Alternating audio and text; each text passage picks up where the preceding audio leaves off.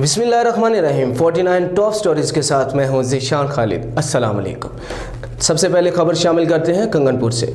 थाना कंगनपुर की हदूद में वीर के पुल के करीब डकैती की वारदात के दौरान मज़ाहमत करने पर डाकुओं की फायरिंग से नौजवान जख्मी हो गया।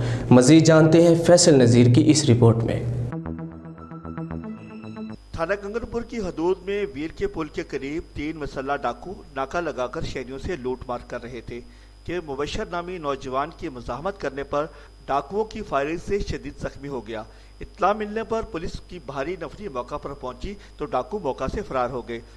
जख्मी होने वाले नौजवान को RHC इलाहाबाद मुंतकिल कर दिया गया है। डॉक्टर के मुताबिक जख्मी को 3 गोलियां लगी हैं और इसकी हालत खतरे से बाहर है।